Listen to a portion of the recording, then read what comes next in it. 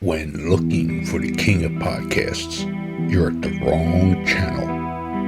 Well, excuse me! Looking for good ideas for life? You're far from good hands. Hey, bud, what's your problem? If you think the listener is always right, you're far from the right place. Out of order! Even in the future, nothing works! Hosted by a Northeasterner by birth, but a rebel by choice. Are you threatening me? If you want a host that floats between love and madness, and we know the night is always gonna be here anyway. Thinking of you's working up my appetite, looking forward to a little afternoon delight. then play on and listen to Crazy Train Radio. All right, guys, listen, this is the blues riff and B. Watch me for the changes and try and keep up, okay?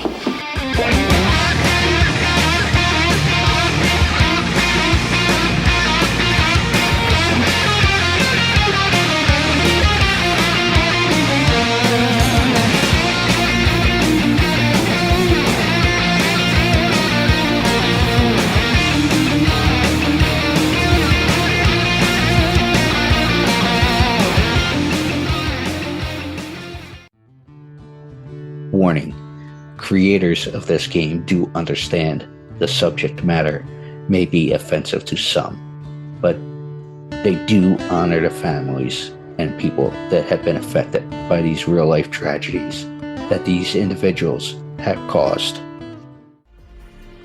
Want to play a game? Oh, yeah! Lover of true crime? Yes, yes, yes. Well, we got an interesting game for you to check out.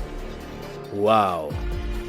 With the mashup of influences such as horror movies, collecting cards, and RPGs. What? Led to giving birth to an incredible creation of this game, Killers, the card game. You are all my children now. This game is a collectible trading card game featuring some of the most infamous killers, with tidbits of trivia on the back of each card to help you learn some insight to each criminal. Who the hell are you? Let's not forget, during the game, cops will be chasing you and these criminals. I'm a cop, you idiot! However, check out their website listed through all social media today, which can be found under Killers, the card game. Am I on the internet? I want to play a game.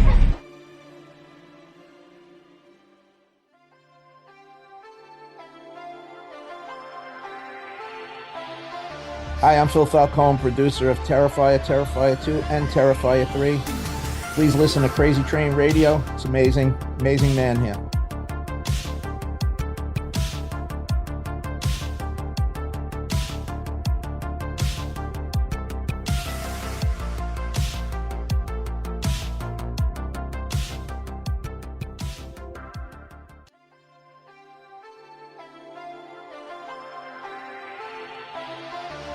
I'm George Steuber, Cienmatographer for Terrifier, Terrifier 2, and Terrifier 3. You listen to the Crazy Train Radio.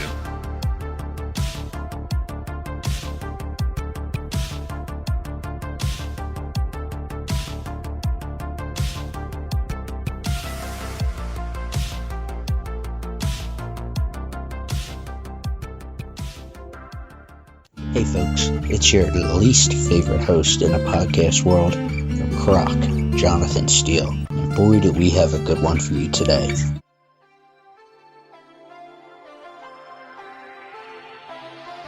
So, ladies and gentlemen, boys and girls, children of all ages, this next guest you're very familiar with within our circle, but he's also a part of a little bit bigger circle that everybody's been clamoring for, and that be the Terrifier series, and particularly Terrifier 3. But this next guest is certainly born and bred from the Northeast, being from... He is the producer of the franchise, Mr. Phil Falcone.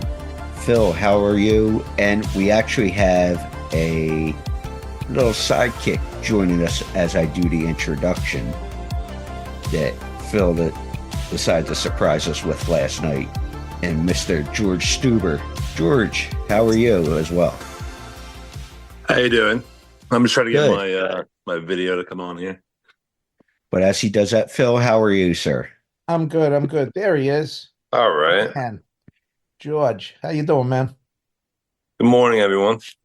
Good morning. Yeah, I'm feeling the same way. I need caffeine, but glad everybody is well. But we'll start there with the new project, part 3 for the Terrifier series.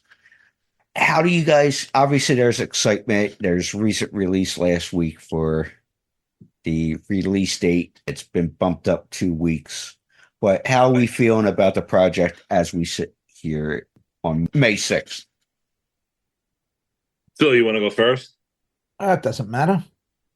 All right. I'm excited about it. I could tell you that it's got a really good facelift. It really looks good. The quality is there, the production value is there, everything is there. It's much bigger than anything we've done before. And I'm going to say everybody that worked on this project gave it their all, and it looks it. I'm going to agree with Phil. This is bigger, badder. We had an amazing crew, really top-notch people who did give it their all. And I think everyone's going to be very happy with it. Now, obviously, I know Phil is key with independent projects and has been involved with the series from jump. And there's no major motion picture company behind this. Though I heard, and we know everything online is true, some tried to come in and make offers to purchase the property and such. But yeah, so with that being said, there's a certain level, obviously you want to step up your game with, because obviously one was good, then you stepped up the game with 2 with certain things, with kills and all that fun stuff. You guys obviously had more money to work with, so you wanted to step up the game.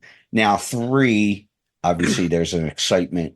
We want to step up the game again. So do you think we'll be able to hit fans' expectations? But what kind of expectations did you guys have when it's time to sit and go, all right, we need to write a script, we need to do this, the ball gets rolling?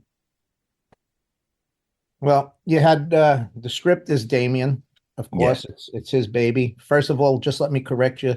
I wasn't with Terrifier from the jump. George was. He's been there since All Hallows Eve and before, I believe. Him and Damien started this thing. It hit a roadblock, I guess. Nobody believed in Damien. I don't know that I did either, but I loved him, so we went with it. But so I've been with Terrifier since original Terrifier and Terrifier 2, but George was with them for All Hallows Eve, which was a short, and they combined 3 shorts and made a production out of it. When you talk about the film Terrifier, the first one being good, the second one being better, bigger and better, Terrifier 3 is, to me, going to be bigger than the other 2 combined. I think it's tough to top 2 of the kills from 1 and 2. It's you have 2 iconic kills in those films for practical effects, and then you go to Terrifier 3, and I believe we did a lot more in Terrifier 3. It's up to the fans to decide if there's iconic kills. I could tell you it's an insane movie, though. George, you want to take that one? Yeah. I don't think the fans will be disappointed at all. The kills are definitely there. They're pretty wild too. So we're definitely not disappointing in that department. Yeah, 3 is definitely gonna hit pretty hard. Well, speaking of kills, and I don't want a spoiler, but during production, obviously everybody was commenting online at how things were going and such. Mhm. And I know David a little bit. I'm not going to sit here and say we're best friends and like other people say, not the case. But he made a comment on a post saying that there was a kill or something being worked on that actually almost made him sick. So was that kill as, I guess I'll say, gnarly as he made it seem like? First off, Dave's fired for opening his mouth like that. That's one. You're fired! Two Yeah, is fuck him, you're done. that he's out. There's nothing to give away here. There's so many different areas where people got a little grossed out. So it's like I said, this is bigger. It's crazier. The production value is a lot larger. There's going to be, I think, if they threw up in 2, there'll be more throw up in 3. Oh, that's nasty. Things like that are going to come if you're ready. Now, as far as going back to what you originally stated, as far as staying indie, yes, indie is big for us. Staying away from unions is big for us. Unions cost money that don't get seen on the screen. It does not add to the production value. It actually takes away. After the release, I'll get more into it with this, but we did stay away from studios. Studios come in and they want to do their cookie cutter routine. They want to impose, restrictions. We wanted to stay away from that. They came in. They were offering us decent money, but there was going to be a power struggle at each step of the way, and we decided that wasn't going to happen. So we went independent once again. It's the main people once again. That's all I could say. I mean, that's how we started with 1 and then 2. So I mean, we're staying very consistent in regards to that. And also about that kill that you're referring to, gnarly is a good word to describe it. Yeah. And George, obviously you have been a DP with Damien for a while. And I was just thinking about this when I was saying gnarly and stuff. But I used to watch the show Jackass from time to time. Mm-hmm. And this is what crossed my mind, because there was, whether it be in the movies or on a TV show and stuff, they would like to mess with, the Jackass crew would like to mess with their camera guys and stuff that may have had weak stomachs and stuff. Right. So even though you've seen the script and you're involved, production wise and all, did they try to do stuff like that with you guys to mess with you? No, it's nothing like that. It's actually quite the opposite. I mean, we're really tight. Our crew is really tight, and we have a pretty good working relationship. But yeah, there was really none of that going on. Okay, yeah, I was thinking because it was obviously they would show them fucking with the crew, So right. There's not much time. There's not much Yeah. time to mess around on these things. It's just it's a lot of work. So we do our screwing around after filming. Yeah. When we go out for a couple of drinks or for dinner, there's a lot of screwing around. There's a lot of fun. There's a lot of camaraderie. Like you said, it's a tight crew. It's like family for the most part. I'm going to say the original core is always going to be there unless they decide to leave. But as far as pranks on the set, not really. Just stupid little, silly stuff just to get a chuckle here and there. Well, obviously, and this is good and bad for obvious reasons, but during the production of part 2, we had this little thing called a pandemic and COVID. And I'm not making light of it, folks, but I'm just setting the table here where you had a little bit of time, and that story's been told to take a little bit of a time out per se to work on effects and improve things and such and rearrange to make the product better for part 2. So it was kind of a blessing in disguise. Obviously, part 3, I guess you would say it's back to a normal schedule in terms of, okay, we got, let's say 6 weeks to do filming. We got X amount of time to do the editing, the timetable is a lot more tight again to be able to make the release date. So, how much pressure is felt there that you're back onto a quote unquote normal timetable to make sure we hit our release date of October 11th and stuff like that? Well, this time around, Damien does his own editing. We did hire a lot of outsourcing this time, even between the special effects, colorization, sound. We have a lot more people on board this time around, but the time constraints are serious, and based on contractual obligations, very tough.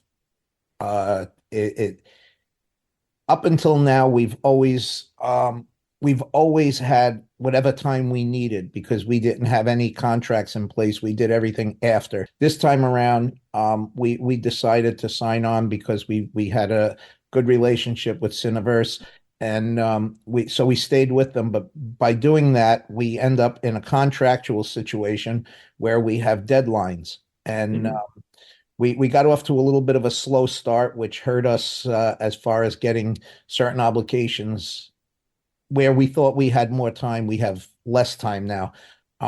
It'll all get done. And it's just a lot more pressure this time around than at any other time from one and two. How about from production side, George, when you're so the manpower, the thing is, our manpower is totally increased. So stuff that would take us hours to do, like say lighting a scene, for instance, might take us an hour. So we save a lot of time that way because we have we have a lot of people. Also, this is the fastest I think we've ever completed anything so far. And the pressure is definitely there. But we have the right crew, and that was imperative to get this done. Well, what is that like with bringing on? And it's like you said, in a lot of ways, it's a good thing in bringing in more people to help and the right professionals. Because I don't know what the numbers were for part one, but I know I heard Phil on another interview I was listening to last night, prepping, because I was at the time I was thinking it was just going to be Phil, but he mentioned it was 9 people. There was a core of 9 people involved with part two, and George, I'm assuming you were one of those 9. But now it's 3 that, like you guys have said, the crew has expanded to, which is good and bad. So what's that like for you guys? Because you've been around both from part one. I'll correct myself from earlier. Yeah, you're bringing in these extra sets of hands to be involved, but how loyal? I'm not sure if it's not loyal because it's everybody's earning a paycheck, but it's it was the tough common because, vision, right? Yeah, no, it was tough because like you said, the first one we really didn't have anyone. It was really myself. I'd have someone show up to help me light, and then sometimes they wouldn't. So I mean, it was a very small crew on the first one. The second one is when we really developed a relationship.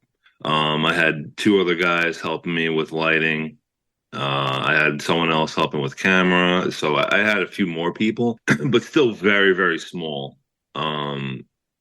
So this project currently, part 3, there's a lot of trust. Like we had to put faith out there too as well, because I actually had never worked with the lighting team. They're called like the Genie team.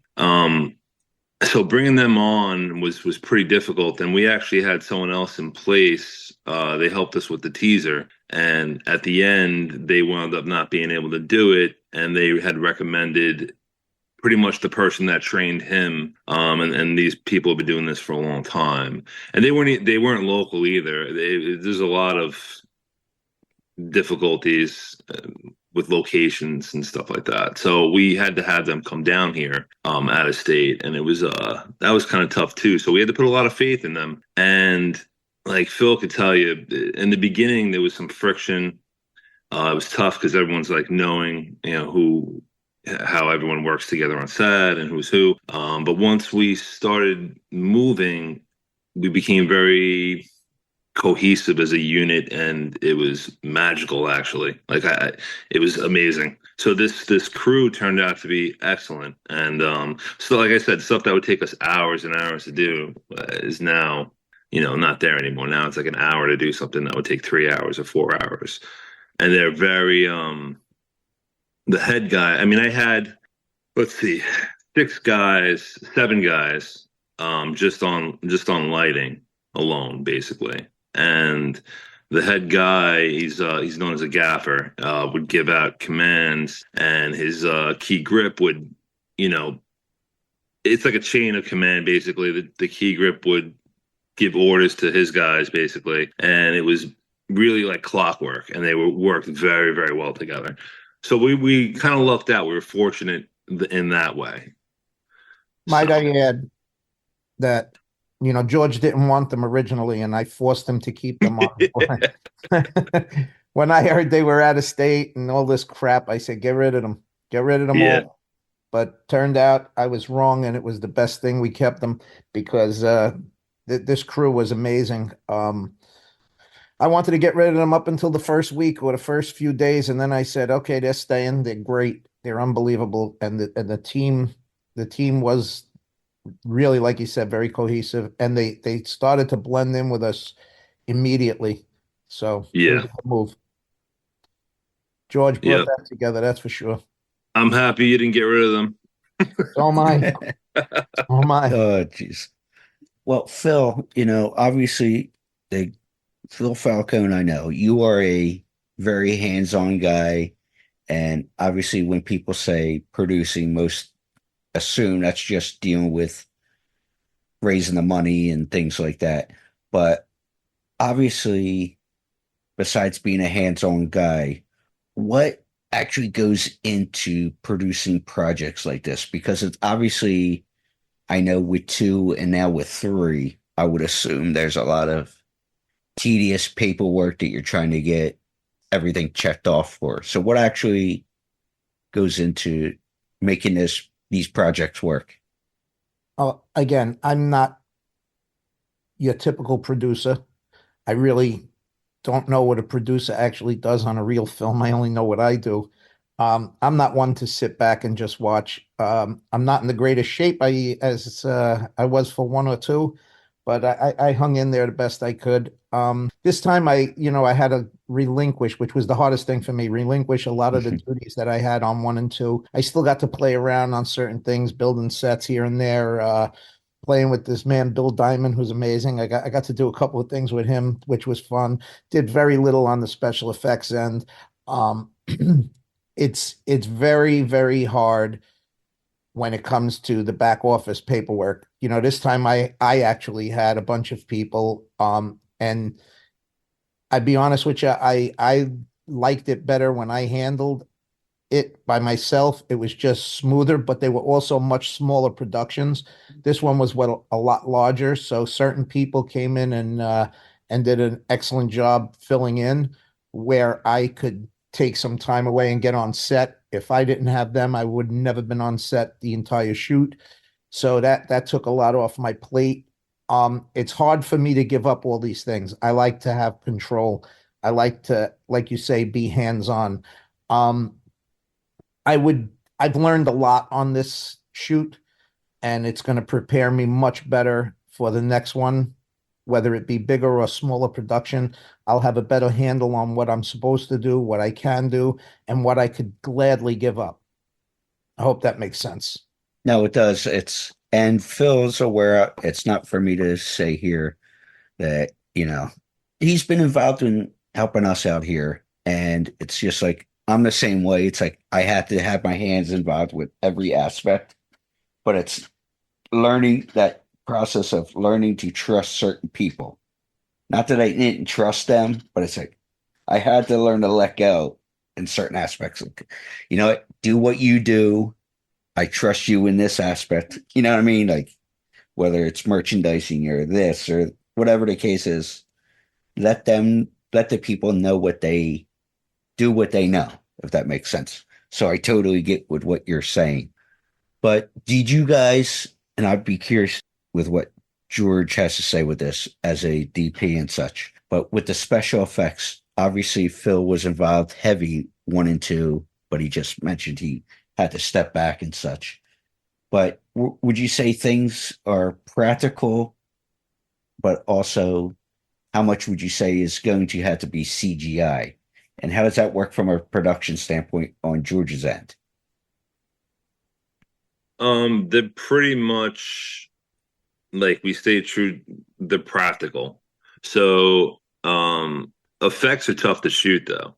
Practical effects are very tough to shoot. They don't you have to allow enough time in the day because they don't really go exactly how you want them to go on the first try. That almost never happens. And the resets take a long time as well. So when you're working with effects, it's kind of tricky. But I mean, we're practical probably 95% of the way, right, Phil? Yeah, I would say on 1 and 2, if we did 1% of CGI, it was a lot. On 3, I'm going to say there's probably about 5%. If it's more than that, it's slightly more. I don't think it'll be more than that. Right. And it's only because of time factor. Like I said, we were under lots of time constraints this time around.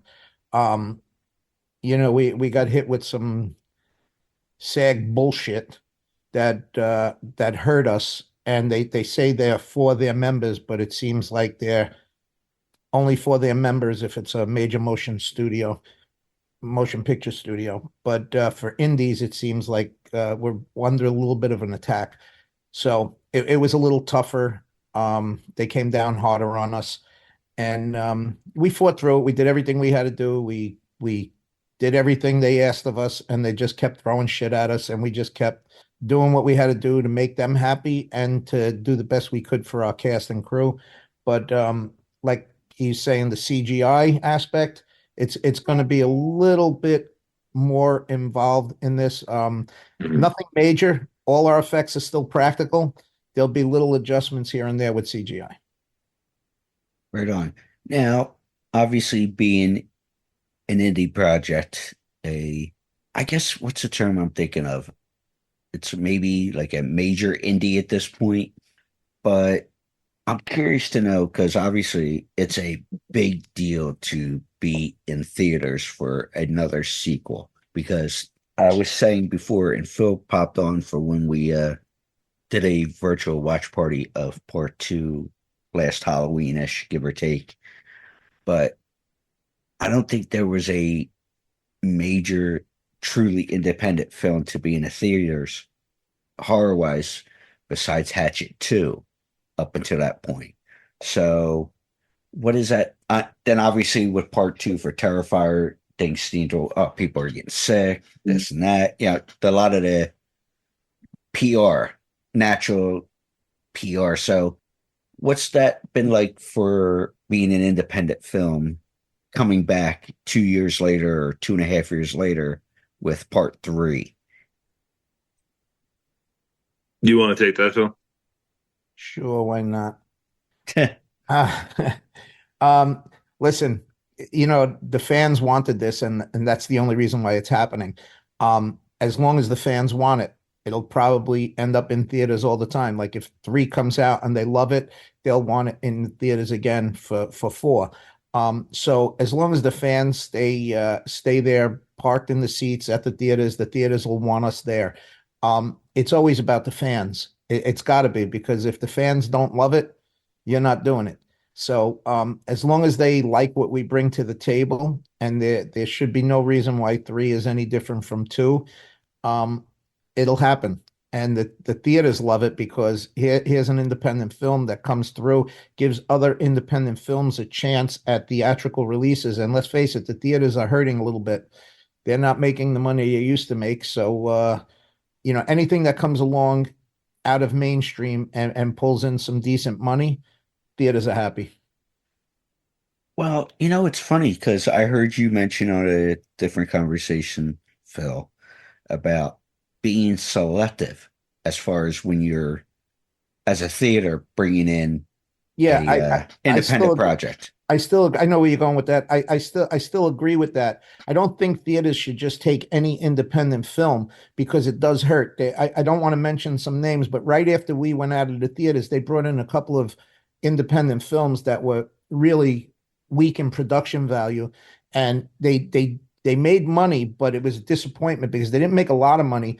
You're talking about $1 or $2 million, which is a lot of money, but not when you're talking about theatrical release. So you have $1 or $2 million made on a movie, but that's a lot of times because people thought it was going to be like another Terrifier, where you go and you get this really solid movie, and they were really not solid movies. But they were, even the theaters were trying to cash in on the fact that an independent film did well. But if they use that same thing that they did with Terrifier and say, well, this is solidly done, the production value is there, the movie is there, let's put it in. If they use criteria instead of just saying let's do this as a money grab, parodies is a money grab for the most part. You take a production that has a value, and then you make a parody of it, so people are going to go see it because they want to see it because it was already a profitable film. So if the theater keeps doing that, people are going to get disappointed and shy away. But if you use the criteria of production value, movie, story, creativity, if it's gore, what type of gore, if it's CGI and it's done well, great. If it's practical and it's done well, great. But if it's done weakly and you put it in the theaters, theater goers are going to get, you get tainted. But as long as they do it right, the theater should welcome it. Well, I'm a guy that is big into physical medium or physical media, and I always catch grief for it, but tough shit. I'll take that. I'll take that bullet.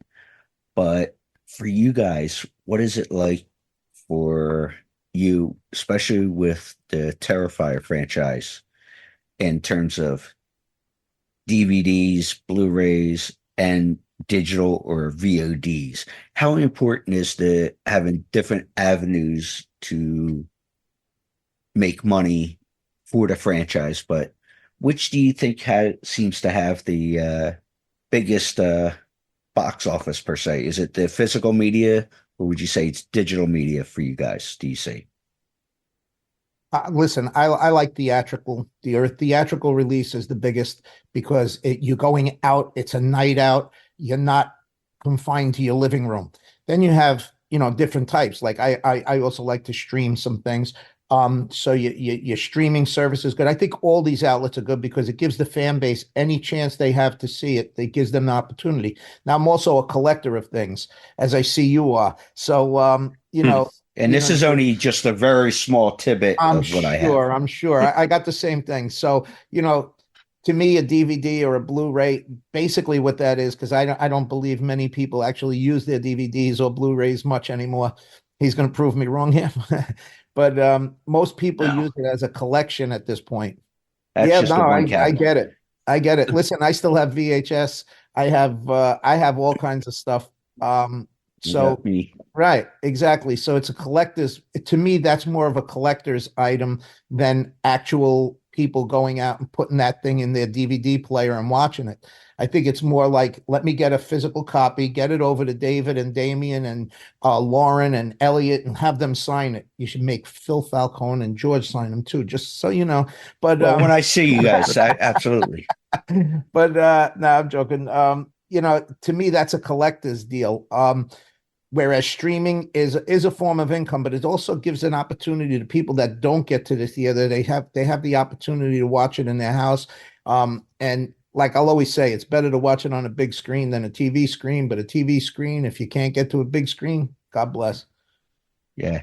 And obviously, I was joking with Phil earlier about handling merchandising, but I got pretty good little tidbit you guys were giving away for part 2 over there with the 11 by 17 and such. Okay. So that, I had to change things up because it's like, you can't have your baseball Hall of Fame picture next to Terrifier 3. I was catching all kinds of shit for that. Why not? Well, Terrifier 4, I think Dave plays for the Mets. There's no crying in baseball. So yeah, well, we want. Well, He might as well have the other job because we said a few minutes ago he's fired. So what the fuck? That's it. Can't be. Yeah, I don't know how is it. I don't know how the baseball training was in Alabama, but no. So obviously, what's next, guys? With the where are we at with the process? Is it still in the editing? What's next? Yeah, it's in post production, handling on many different levels at the same time. So, I don't know, George. What are you doing? There's a lot. I mean, there's a lot to the post process. Once an edit is locked in, then you talk about color, sound, mixing. So there's a lot of like finishing and polishing that needs to be done once it's locked, picture locked. So that's that's a lot of work. There's some pickup shots too, here and there. Now, how much of a say do you guys have in a final edit, or is that all Damien? That's all Damien. That's all Damien. I mean, obviously he bounces it around and we look at it, but it's definitely all Damien. He's very hands-on with the editing. He's got total creative control. It's always been like that. He's always it's hard to let someone else edit your project. Yeah. So, boys, I know the excitement is there. Yeah, baby. Oh, giggity, goo. For part 3. And I know I'm actually, which is rare, I don't get super excited for things. I'm usually curious to see how things go. But this one I'm actually pretty excited to see. So, well, I think there might be a few other reasons why you might be excited there, Phil, but we won't. No, that's the reason. I want to see it all together. When you're filming it, you see it in pieces. When it's over, you get to see the finished product. So trust me. The pieces are looking great.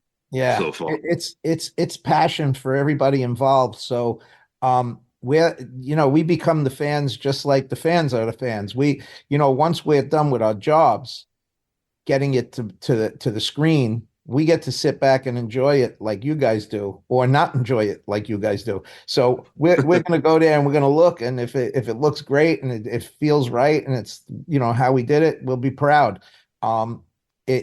So far everything we've seen looks really, really good. So I'm excited. I can't wait for it to happen. Absolutely. And I know I said this to Phil before, but it didn't work out scheduling wise. It definitely sounds like we will have to have a cocktail or two to celebrate the release of part 3. So sounds good, man. We got to see where we meet up. Yep. Yeah, so we'll see what happens. But gentlemen, I don't want to take too much more of your time. Thank you so much. Thank you, man. Thank you for having us.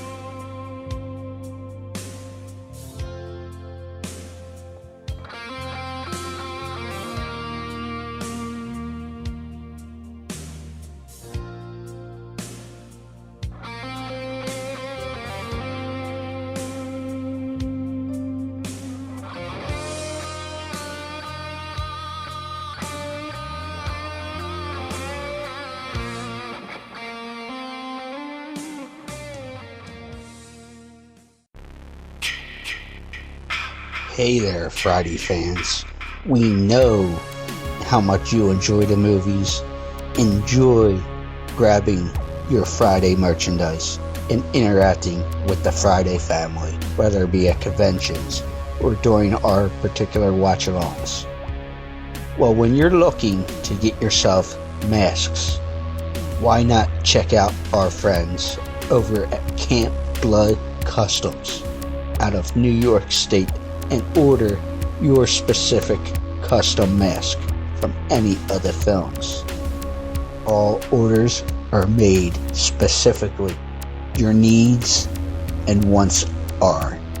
Make sure you find Camp Blood Customs on Facebook, Instagram, and all over social media and order yours today.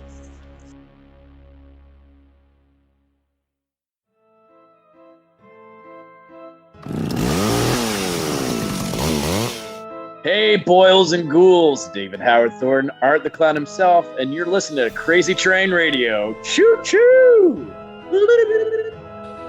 Yeah!